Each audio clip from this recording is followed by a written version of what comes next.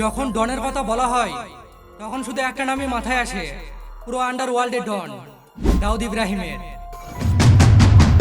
কিন্তু আপনি কি জানেন, যদি দাউদ ইব্রাহিমের কোনো বলিউড অ্যাক্ট্রেসকে পছন্দ হয়ে যেত, তাহলে দাউদ সেই অ্যাক্ট্রেসকে পাওয়ার জন্য পাগল হয়ে যেত। তাতে সে দুবাই থাকুক বা সাত সমুদ্র পারে থাকুক, দাউদ যে করেই হোক সেই অ্যাক্ট্রেসকে তার কাছে নিয়ে আসতো। আর যে অ্যাক্ট্রেস তার কাছে আসতো না, তখন দাউদ সেই অ্যাক্ট্রেসের পুরো ক্যারিয়ার শেষ করে দিত। ঠিক এমনটাই হয়েছিল মাধুরী দীক্ষিতের সাথে।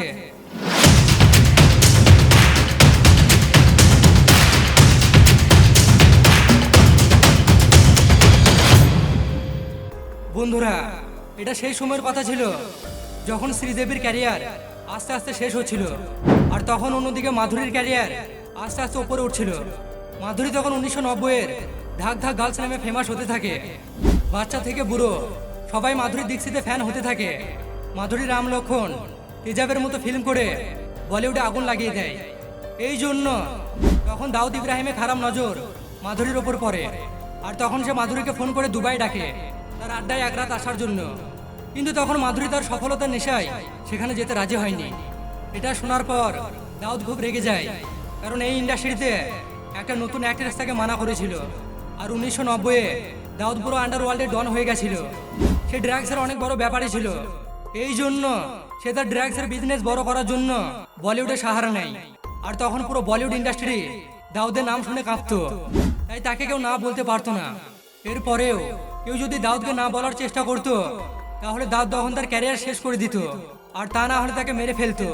কিন্তু মাধুরী তখন দাউদের ব্যাপারে এটা জানতো না যে পুরো বলিউড দাউদের ইশারায় চলে। আর সেটা জানতো না যে সে দাউদকে মানা করে কতটা বড় ভুল করেছে।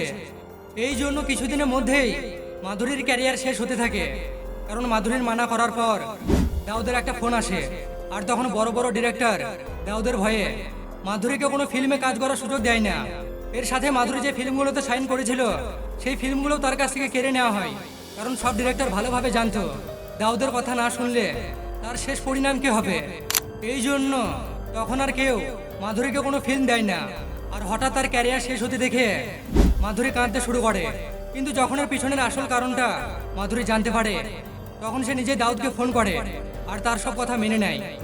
এই জন্য তার ক্যারিয়ারকে বাঁচানোর জন্য তাকে বাধ্য হয়ে দাউদের একটা বার্থডে পার্টিতে যেতে হয়। আর তখন মাধুরী দীক্ষিত দুবাই গিয়ে দাউদের বার্থডে পার্টিতে খুব নাচ গান করে, আর পার্টি শেষে দাউদের সাথে সেখানে রাতও কাটায়। এটা বলা হয় যে দাউদ মাধুরীকে দেখে এতটা পাগল হয়ে গেছিল যে তাকে বারবার দুবাই ডাকতো। এই জন্য কিছু বছর পর মাধুরী বলিউডকে ছাড়ার সিদ্ধান্ত নেয়। তারপর সে ডক্টর নিনিকে বিয়ে করে বলিউডকে একেবারে আলবিদা করে দেয়।